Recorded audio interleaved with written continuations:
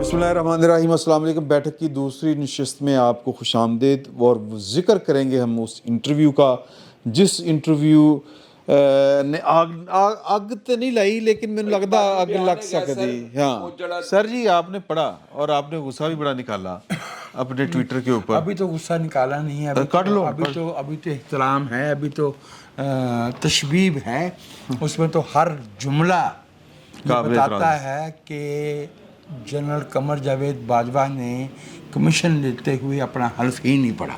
انہیں یہ معلوم ہی نہیں کہ بطور آرمی کے سربراہ کے ان کے کیا فرائض تھے، ان کا فنکشن کیا تھا۔ وہ تو میں اگر چھٹی نہ بھی ہوتی تو پھر اسی کڑے اسٹالن گراڈ بنا لیتے نہیں، اور جسور والا غلام رسوا بیٹھا نا یہاں پہ۔ وہ بقول سید طلعت حسین کے ان کے رشتہ دار کہتے تھے انہیں تو کرنل تو گیو نہیں جانا ہے، پتہ نہیں جنرل کیوں ہو گیا۔ اچھا اینی وے، لیکن جو میں عرض کرنا چاہ رہا ہوں اس میں ان کی سیاست میں مداخلت، ان کا جو ہے وہ عدلیہ کے معاملات میں مداخلت، ان کا کوئی بات ایسی نہیں ہے۔ اور میں جس بات پہ حیران ہوا ہوں کہ وہ پاکستان کی فوج کو اور پاکستان کے عوام کو دو الگ اینٹیٹیز سمجھتے ہیں۔ ہاں بالکل ایسے ہی ہے، بالکل یہ واضح بات ہے اس میں کہ جی عوام یہ نہیں سمجھتے کہ فوج میں آرمی چیف کا کیا احترام ہوتا ہے۔ حضور، ہمارے ووٹوں سے منتخب ہونے والے وزیر اعظم کے نیچے ایک وزیر دفاع ہوتا ہے، اس کے نیچے ایک سیکرٹری دفاع ہوتا ہے، اور سیکرٹری دفاع کا ماتحت آرمی چیف ہوتا ہے۔ بالکل۔ اور ہم سے پوچھا جائے کہ ہم جو ہے وہ لیاقت علی خان کا، ذوالفقار علی بھٹو کا، حسین شیخ سہروردی کا، بے نظیر بھٹو کا، یا وہ تمام لوگ جنہیں ہم نے ووٹ دیے، ہم ان کا کتنا احترام کرتے ہیں۔ اور آپ کا بندہ آئے اور وہ بندوق رکھے میز پہ اور یہ کہے کہ ہم آپ کو بتائیں گے کہ آئین کیا ہوتا ہے۔ I'm referring to lieutenant general Mahmood. یہ جو اب میں یہ ان کی وجہ سے خاموش رہتا ہوں اور بہت سی باتیں نہیں کہتا۔ بڑی مہربانی، بہت شکریہ۔ اب وہ تبلیغ کے اوپر ان کا تعلق جو ہے وہ ہے نا، جڑے نیچے سے ایک ہی ہیں، ٹیوٹینک پلیٹ سے ایک ہی ہیں۔ اچھا، مکمل طور پہ میں سمجھتا ہوں کہ یہ ایک اعترافی بیان ہے۔ اس پہ جو ہے وہ سیاسی جماعتوں کو سخت نوٹس لینا چاہیے۔ وہ کہہ رہے ہیں نہیں۔ اچھا بسم اللہ، میری آپ کہہ لیں پہلے۔ نہیں آپ کر لیں، میری رائے نوٹس لینا چاہیے تھا۔ وزیر اعظم دے کول ٹائم نہیں ہے گا جی، انہوں نے دیکھو نا ٹائم دی، انہوں نے بندے دیکھو ادھروں وہ انہوں نے فیصلہ جاری کیا ہے اپنے کی نام انہوں دا فائز عیسیٰ صاحب نے، ادھر انہوں نے کیا pine thank you very much تہاڈا سی ریفرنس سے واپس لینے لگے ہیں یار، کوئی گل ہے کرنا۔ آپ تو سمجھ رہے ہیں، تو مطلب سمجھ رہے ہیں کہ اس میں ایک یہ رکھا گیا ہے جسے کہنا چاہیے کہ امکان مد نظر کہ اس ملک میں نومبر 97 ہو چکا ہے، سپریم کورٹ اس سے زیادہ صرف نومبر 97 میں مخدوش حالت میں آئی تھی۔ یہ ہمارے لیے ہنسی کا مقام نہیں ہے، یہ بہت قومی شرمندگی اور استہزاء کا معاملہ ہے۔ قومی تکریم داؤ پہ لگی ہوئی ہے کہ ملک میں انصاف دینے والا سب سے بڑا ادارہ وہ جو ہے وہ ہلکے پھلکے چٹکلوں اور سے لے کے تضحیک آمیز رویوں تک کی زد میں ہے، اور اس کو کس نے بچانا تھا؟ میں یہ سمجھتا ہوں کہ یہ جو ایک تو یہ کہ میتلا صاحب نے جو وہ انٹرویو کہیں یا انٹریکشن کہیں، یہ میں اب کہنا نہیں چاہتا کہ انٹرویو کی کیا خصوصیات ہوتی ہیں، کیونکہ وہ پھر آپ کو پتہ ہے نا اس کے اوپر بڑا ابہام ہے، آپ بات کریں کھل کے اس کے اوپر۔ بات یہ ہے کہ وہ ان سے ملے ہیں، ان کی گفتگو ہوئی ہے، اور انہوں نے ان سے یہ نہیں کہا کہ آپ یہ باتیں آگے نہیں کریں۔ وہ پھر ملے کیوں، گلاں کیوں کیتی ہیں، ایسے کر کے کیتی ہیں نا۔ اور انہوں نے وہ جو جاوید چودھری صاحب ہیں ان کے بارے میں ان کے بارے سے بھی جو کالم لکھوائے ہیں وہ انہوں نے خود لکھوائے ہیں۔ وہ ان کی وہ جیسے یہاں بینچ میں جو کچھ چل رہا ہے نا، بات یہ ہے، آپ نے بات کی تھی وزیر اعظم صاحب اس کا نوٹس لیں۔ ایک بات سوال یہ ہے کہ وزیر اعظم صاحب اس کا نوٹس کیوں لیں، کیسے لے؟ نہیں کیوں؟ پہلی بات تو یہ ہے، میں کیوں لاں؟ میں نا ان کی بات سے پہلے بات کہہ دوں کہ پھر اس کے بعد مجھے موقع نہیں ملے گا، کیونکہ وہ بات انہوں نے کہہ دینی ہے۔ دیکھیے، اس انٹرویو کا تیسرا حصہ ہے، یہ پڑھنے کے بعد میں اس نتیجے پہ پہنچ گیا ہوں کہ باجوہ صاحب ایک ایجنڈے کے تحت یہ انٹرویو چھپوا رہے ہیں۔ میں آپ کو ایک اور بھی خبر دے دوں کہ ایک اور بھی جرنلسٹوں کا گروپ، اور وہ دو ہیں، ٹھیک ہے, وہ بھی ملائے ہیں ان سے, اور اس کے بعد وہ قسطوار شروع کریں. دو خواتین بھی ملی ہیں, 2 خواتین جرنلسٹیں بھی ملی ہیں. جی وہ بھی ملائی ہیں یا ملائے ہیں ہی رہنے دیں, اور وہ اس کے بعد وہ اپنا سلسلہ شروع کریں گے. یہ جنرل قمر جاوید باجوہ صاحب جو ہیں, یہ اس سسٹم کی, اس نظام کی جان اتنی آسانی سے نہیں چھوڑیں گے. یہ ایک پوری پلاننگ کے تحت, پوری سازش کے تحت یہ کام فرما رہے ہیں. اور یہ اب آپ نے اس انٹرویو کے اندر بدلتے ہوئے ان کے جو خیالات ہیں, جو انکشافات ہیں, بس ان کو نوٹ کرنا ہے.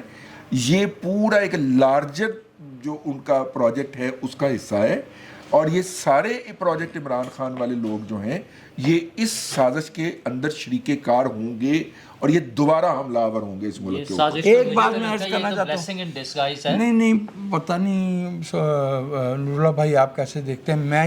میں اس نتیجے پہ پہنچ رہا ہوں کہ عمران خان کی ذات کو تو شاید کوئی مائنس کرنا چاہ رہا ہو اس معاملے سے, لیکن پروجیکٹ عمران انٹیکٹ ہے, کیونکہ وہ مائنڈ سیٹ انٹیکٹ ہے. اس سے یہ پتہ چلتا ہے کہ وہ مائنڈ سیٹ انٹیکٹ ہے جو اس ملک کی سیاست کو, خارجہ پالیسی کو, معیشت کو اپنے ذاتی مفادات کے لیے, اپنی ذاتی انا کے لیے, اپنے چھوٹے عزائم کے لیے چلانا چاہتا ہے. میں اگر اس کو بلیسنگ ان ڈسگائز کہہ رہا ہوں تو اس وجہ سے کہہ رہا ہوں کہ ہم جو مرضی اس کو کہیں کہ سازش ہے, بڑا ہے, کوئی پلان ہے, اس کی وجہ صرف یہ ہے کہ وہ ساری خرابیاں جو سسٹم میں چل رہی تھی اور ہمیں وقتاً فوقتاً پتہ چلتی رہتی تھی, وہ کھل کر بیان ہو رہی ہیں. باجوہ صاحب خود بتا رہے ہیں کہ وہ کیا کر رہے تھے. لیکن دیکھو نا, وہ دس رہے تھے, پھر بھی کی کر لیں. میں اسی طرف آ رہا ہوں. ہاں کہ دو چیزیں ہو جائیں گی. میں آپ کو بڑا موقع دوں گا. اس سے پہلے بٹ صاحب چیزیں ہو جائیں گی. بٹ صاحب نے سب سے پہلے نا کہا تھا کہ میں اختلاف کر رہا ہوں. جتنی اہم چیزیں وہ بتا رہے ہیں کہ باجوہ صاحب بطور آرمی چیف DG/ISI کو اس کا پورا اختیار نہیں دے رہے تھے. جنرل نوید مختار کے بارے میں انہوں نے بتایا کہ ان کو وہ اختیارات نہیں تھے. وہ انہوں نے اس وقت سے اختیارات فیض حمید صاحب کو دیے ہوئے تھے. مطلب ان کی پہلے سے پلاننگ تھی کہ کس طرح سے. نوید مختار وزیر اعظم کی چوائس تھا. ٹھیک ہے. اچھا, پھر جنرل رضوان جب آئے تو ان کے بارے میں انہوں نے بتا دیا کہ ان پہ کرپشن کے الزامات تھے, اس لیے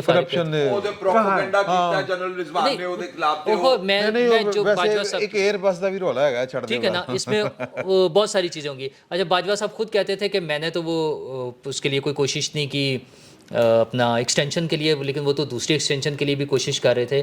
اور جو کچھ وہ سیاستدانوں کے بارے میں بتا رہے ہیں باتیں, یہ ساری باتیں بڑا کلیئر وہ بتا رہے ہیں کہ وہ اپنے حلف کے خلاف بھرپور طریقے سے کام کر رہے تھے.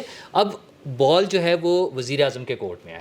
وزیر اعظم اصل میں وہ منیر نیازی صاحب کے فالوور لگتے ہیں, جو حالانکہ ہے نہیں, کہ میں ہمیشہ دیر کر دیتا ہوں. جیسے قاضی فائز عیسیٰ صاحب والا کیس جو ہے انہوں نے 27 جولائی 2022 کو کیبنٹ نے اپروول دی تھی, جو انہیں اب یاد آیا ہے, لیکن انہیں یاد نہیں آتا. چاچو جو ڈیلے کر رہے ہیں اس کی وجہ ہے.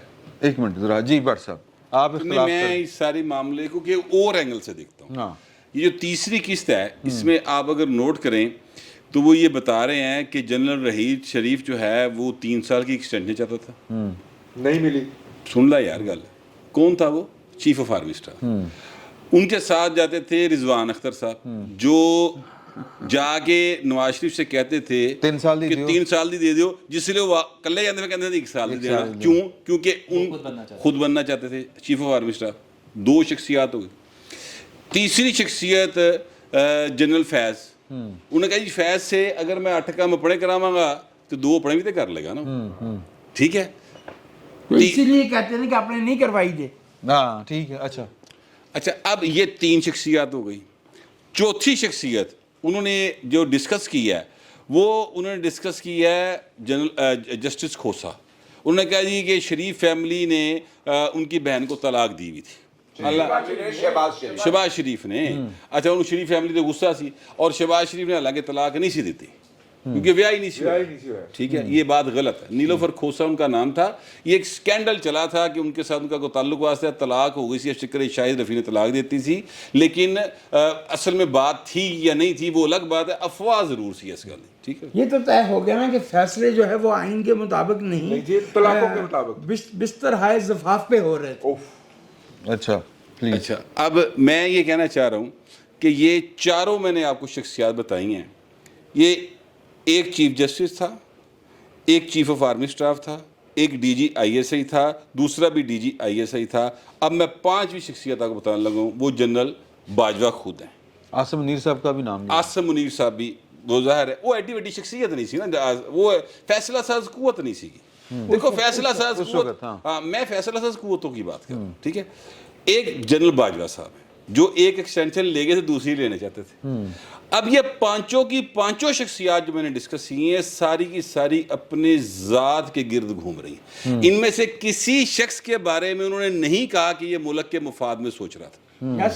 انہوں نے کسی جگہ, یار ایک منٹ گل سن لیں, انہوں نے یہ نہیں کہا کہ اس سے فوجی ادارے کا کوئی مفاد وابستہ تھا. انہوں نے یہ نہیں کہا کہ اس سے ہم کشمیر کی پہاڑیوں پہ جا کے جھنڈا کیویں گاڑ سکنے سا. انہوں نے یہ نہیں کہا کہ ہم بہت خوبصورت بات, دلی یا فلسطین کس طرح فتح کر سکتے تھے. جو ساری باتیں جو یہ ہمیں فوجی آمر یا فوجی اسٹیبلشمنٹ انہیں جو ہونے سا اون دا سنانا شروع کیتا انہوں نے کہ جناب اسی کشمیر دے بھی رکھے, اسی فلسطین دے بھی رکھے, دلی دے لال قلعے دے اسی جھنڈا بھی لانا ہے, ٹھیک ہے, اور پاکستان جو ہے نا وہ ساری دنیا پہ راج کرنے کے لیے بنا ہے. گلیں انہوں نے سانو سنائی ہیں نا. تو بیسیکلی تو پاکستان کے جو منصبدار ہیں, میں یہی کہہ رہا ہوں کہ ان میں سے کوئی ایک بھی نہ اپنے ادارے سے سنسیئر, نہ پاکستان کے آئین سے سنسیئر, نہ پاکستان کی نہ پاکستان کی ریاست سے سنسیئر, نہ اپنے پیش رو سے سنسیئر, نہ اپنے باڑ والے سے سنسیئر, وہ کسی نہ سنسیئر نہیں. اب میری بات سنیں, اب میں نے آپ کو ایک سچویشن جس اینگل سے میں دیکھ رہا ہوں اس انٹرویو کو وہ میں نے بتائی ہے.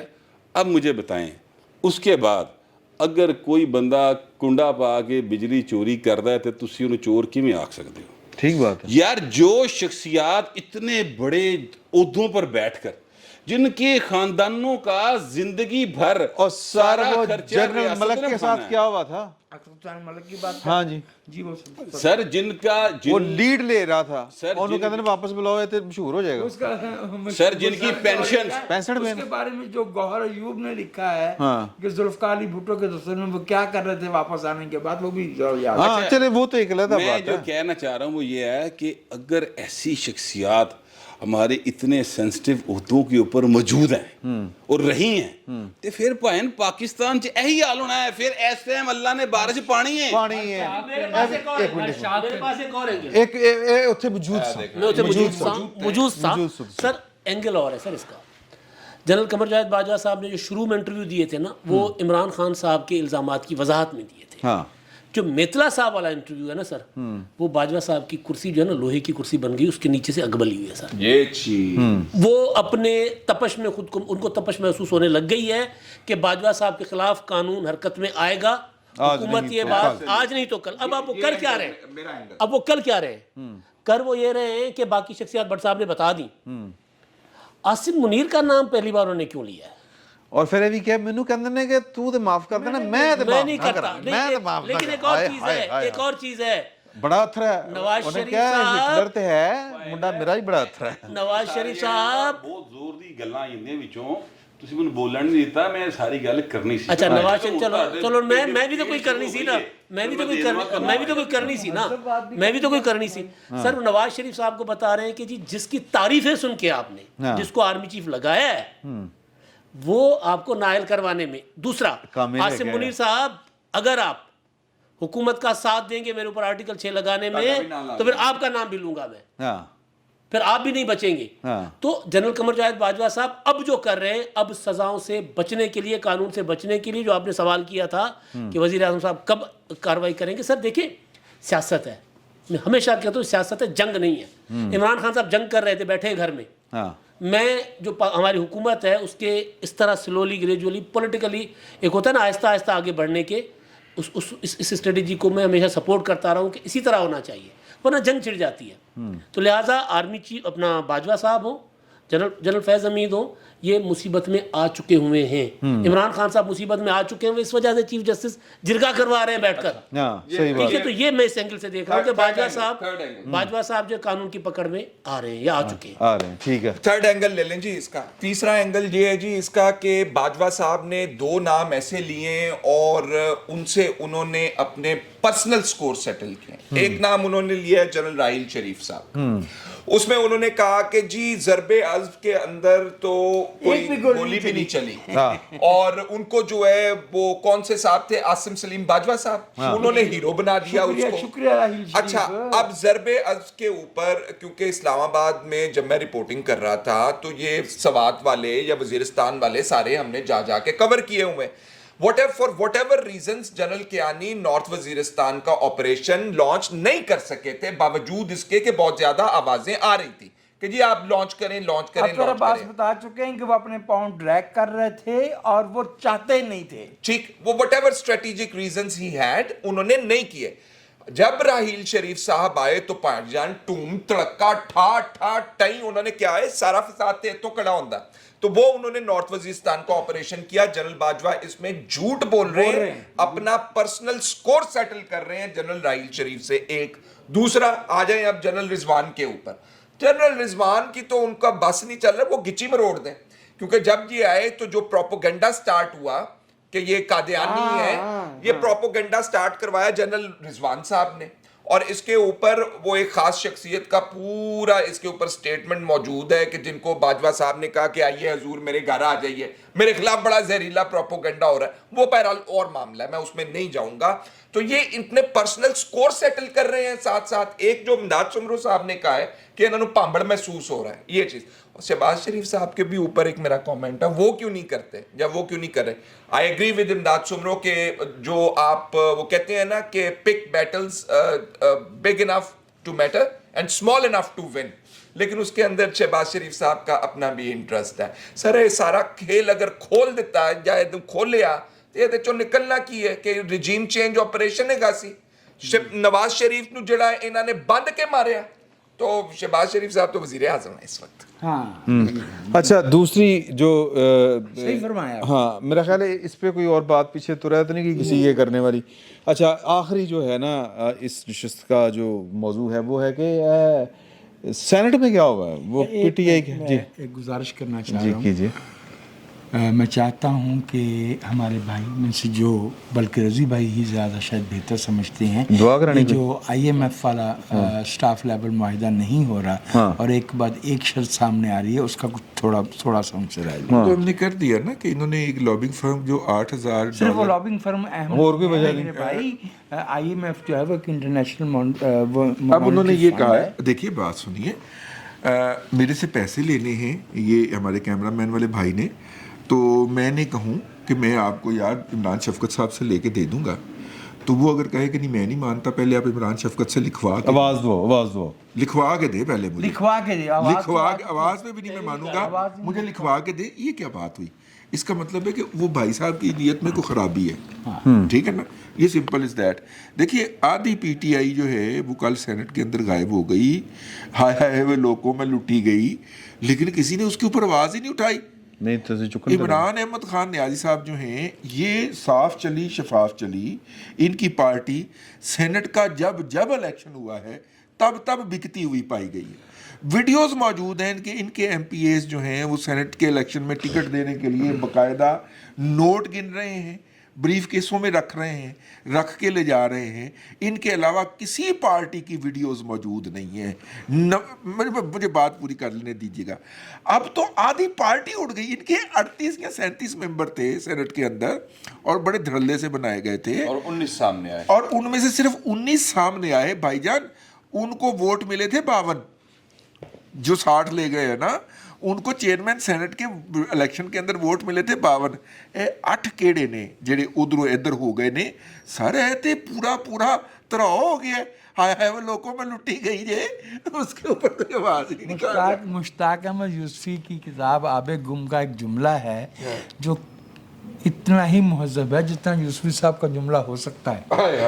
तो सेनेट हो या कौमी असम्बली हो, तहरीक इंसाफ के अरकान का मसला एक ही है कि चंदे की रंडी किस किस को सलाम करेगी। मैं इसको एक और तरीके से देख रहा हूँ सर। 2-3 दिन पहले जहांगीर तरीन साहब ने इस्लामाबाद में अपने जो उनका ग्रुप है उनके साथ एक मीटिंग की है, वो करवाई, ठीक है, जो भी है।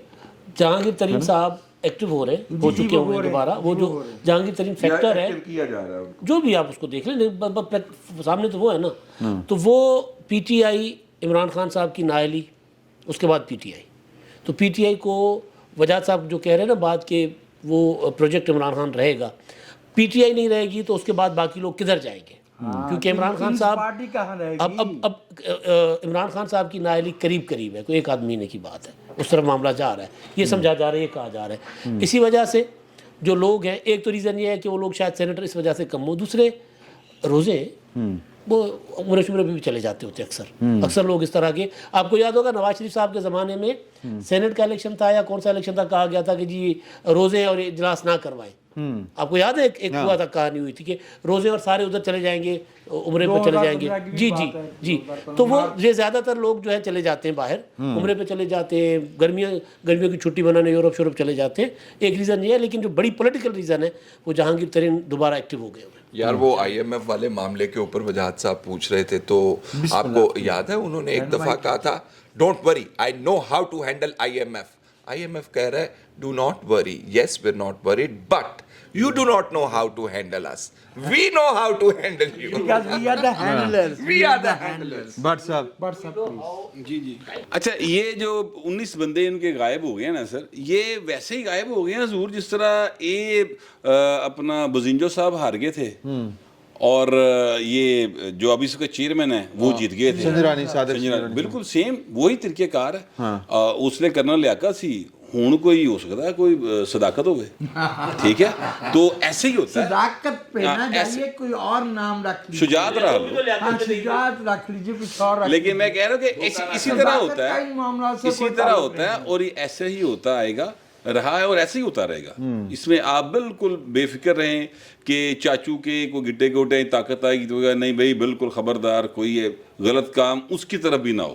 اچھا اسی ایک اور پولیٹیکل کویسچن میں کر لوں, پھر آپ اس کا دونوں کا ساتھ جواب دے دیجیے گا. یہ صدر صاحب جو ہیں وہ سائن کر دیں گے؟ نہیں, پورا گند پان کے ادھی وجہ سر 30 دن کے لیے 30 دن کے لیے روک لیں. دیکھیں میں آپ سے ٹوٹل 14, اچھا وہ 30 دن ٹوٹل بن جاتے ہیں نا, ایک دفعہ روک سکتے ہیں کہ 2 دفعہ روک سکتے ہیں؟ ایک دفعہ روک سکتے ہیں, ٹوٹل 25 دن کے لیے یار, ٹوٹل کے لیے پیسے ٹوٹل 25 دن کے لیے کیلکل پاس کر دینے, ٹھیک ہے, لیکن ایک دفعہ 15 دن کے لیے روک سکتے ہیں, ایک دفعہ 10 دن کے لیے, 11ویں دن آٹومیٹکلی ہو جائے گا. اچھا ویسے مینو تو لگتا ہے کہ پی ٹی آئی بھی یہ خوش ہونی, کل کلاں کو پی ٹی آئی کی بھی حکومت آ سکتی خان صاحب کی. یہ جو ایگزیکٹو ہے اس کو جس طرح ہمارے چیف صاحب بیان جو ہیں 184(3) تھلے وہ چلنے نہیں دیتے. اچھا نہیں, میں آپ سے عرض کروں, دیکھیں میں عارف پی ٹی آئی کیا واپس آنا, آپ جب یہ بات کہتے ہیں تو کبھی کبھی مجھے اس پہ مسکراہٹ, نہیں کوئی پتہ نہیں سر, سیاست ہے, سیاست میں تو کسی چیز کا پتہ نہیں. سیاست تو بہت اور بات ہے, پاکستان ہے بھائی, یہ پاکستان ہے, یہاں پہ کچھ بھی ہو سکتا ہے. ہاں یہ آئی ایم ایف آپ کے ساتھ معاہدہ نہیں کر رہی نا, تو وہ جو مانگ رہی تجھے دے نہیں سکتے. ہاں اس کے ریورس میں جو امریکہ مانگ رہا ہے آپ سے, بلکہ امریکہ چھوڑو, جو یو اے ای مانگ رہا ہے, جو قطر مانگ رہا ہے, جو سعودیہ مانگ رہا ہے, آپ نہیں دے سکتے. 3 ایئرپورٹ تو دے دیے ہیں.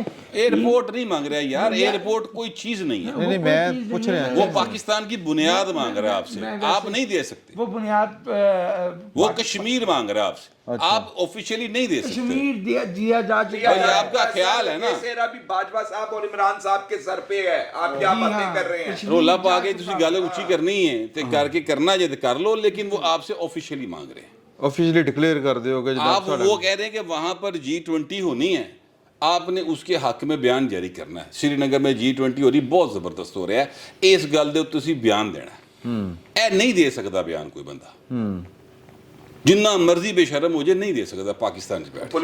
پرابلم یہ ہے, پولیٹیکل ڈیتھ اپنی تھان تے یار تہاڈی ایگزسٹنس مک جاندی, کیونکہ آپ نے ہمیں وہ چیز دکھائی ہوئی ہے, وہ بیچی ہوئی ہے, جو سچ تھی یا جھوٹ تھی ہمیں نہیں پتا, لیکن لوگوں نے اس پر یقین کر لیا.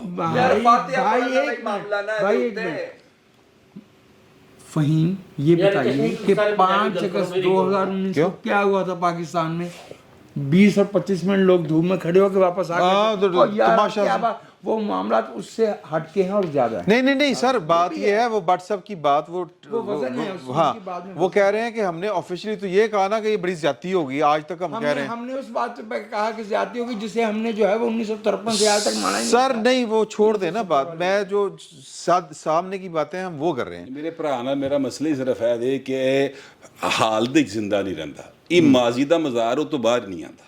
मैं बार बार ये बात कह रहा हूँ, मैं यार बाबा गलत है, समझ लेना चीज इत्थों दी है इस वक्त, जी मैं वो कहते हैं वो ऑफिशियली स्टेटमेंट दें कि ऑफिशियली वो कहते हैं श्रीनगर में होने वाली G20 की कॉन्फ्रेंस को आप तस्लीम भी करें, उसको वेलकम भी करें। अब ये काम कैसे, अब आप ये देखें, इसका दूसरा मतलब ये है कि आप कहते हैं वो कॉन्फ्लिक्टेड एरिया नहीं है, एरिया ही नहीं है, और G20 वहां पर हो रहा है, तो इसका मतलब यह है कि दुनिया ने इस बात को तस्लीम कर लिया कि कश्मीर कोई वो कंट्रोवर्शियल टेरिटरी नहीं है, वो मुतनाज़ा ही नहीं है। आप प्लीज। उसमें IMF के हवाले से जब मसला ये है Valid कि ये मौजूद अपनी जगह मसाइल हैं कि वो IMF की तरफ से इस तरह की जो डिमांड्स हैं वो ये काम कराने से ज़्यादा ज़रूरी सिर्फ पाकिस्तान को फंसाने की ज़रूरत है। वो नहीं चाहते कि पाकिस्तान उनकी शराइत पूरी कर सके, वो इस तरह की शराइत रख रहे हैं। एक ये कश्मीर वाली बात, और दूसरा हमारे वो जो है न्यूक्लियर वेपन्स जो हैं उसके हवाले से जब वो बात करते हैं, न्यूक्लियर एसिड्स के हवाले से, वो असल में लॉन्ग रेंज न्यूक्लियर मिसाइल्स। असल में मसला मेरे ख्याल में असल में मसला चाइना और अमेरिका का है। हम जब चाइना के भी इंटरेस्ट पाकिस्तान में मौजूद है और हम उसके साथ चल रहे हैं, और अभी रिसेंट पास्ट में जब ये सारा हमारा मसला चल रहा था और हमें डिफ़ॉल्ट की बातें हो रही थी, हम जिस पोजीशन पे थे उसमें जो थोड़ी बहुत सपोर्ट मिली है वो चाइना की तरफ से भी आई है डॉलर्स की सूरत में। तो अमेरिका का साथ हमारे साथ ये भी मसला है। और जो आप उसमें सेनेट की बात कर रहे हैं, मेरे ख्याल में इमरान खान साहब सियासी जंग जो है ना वो ज़हनी तौर पर हार चुके हुए हैं। वो ये सड़कों पर और अदालतों में सिर्फ लड़ रहे हैं, दो जगहों पर उनको उम्मीद है। एक अपने लोगों के ज़रिए सड़कों पे दंगा फसाद करके, हंगामा आराई करके, और दूसरी अपने सपोर्टर्स, ये जो सपोर्टर सड़कों वाले, दूसरे सपोर्टर्स जो उनके अदलिया में उनकी मदद से वो समझते हैं कि अदालत में वो जंग लड़ सकते हैं। तो उन्होंने इसको कोई ख़ास वैल्यू भी नहीं दी। उन्हें भी पता था कि सेनेट का इजलास चल रहा है, उन्होंने कभी भी इस इशू पे बात ही नहीं की। मेरा ख्याल है वो इसमें ज़्यादा इंटरेस्टेड भी नहीं थे। उन्हें पता था कि हम नंबर्स में अगर वो सारे भी मौजूद होते तब भी वो पास नहीं करा सकते थे बिल, इसलिए उन्होंने इसको इंपॉर्टेंस दी। अच्छा मैं आप एक मिनट, अच्छा मेरी बात तो सुने ना, मुझे बात कर लेने दें। हाँ जी, अदालतों में और सड़क पे हर दो जगह पे Imran has already point at his ultimate limit. सदर साहब ने एक इंटरव्यू दिया है, उसमें बाकी सारी बातों के अलावा उन्होंने एक बड़ी ज़बरदस्त बात की है। उन्होंने आसिफ जरदारी साहब का जिक्र किया, पाकिस्तान खप्पे के नारे को अप्रिशिएट किया, उनका क्रेडिट देता हूँ। मतलब वो एक बहुत बड़ी बात थी उस स्टेज पे जब वो खुद कह रहे हैं कि मुझे नज़र आ रहा था कि पाकिस्तान टूट सकता था।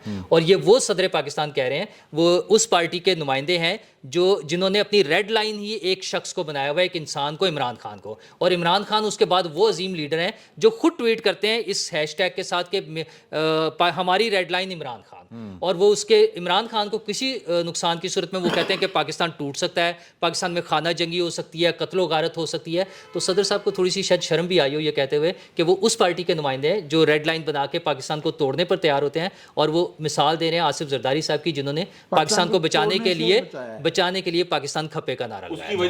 उसकी वजह आखिरी बात सुन लें, क्योंकि पाकिस्तान पीपल्स पार्टी और तहरीक इंसाफ के दरमियान बैकडोर राब्ते हैं, ये सिर्फ उनका एक, उन्होंने थोड़ा सा सॉफ्ट कॉर्नर पैदा करने के लिए काम शुरू किया। कराची में उन्होंने जो है इफ्तारी का टाइम हो गया मेरा ख्याल है। मेरा ख्याल है कि हम इफ्तारी करें, आप सहरी करें, तो इंशाल्लाह अगले जुम्मे फिर आपसे मुलाकात होगी। फिल वक्त इतना ही, बहुत बहुत शुक्रिया।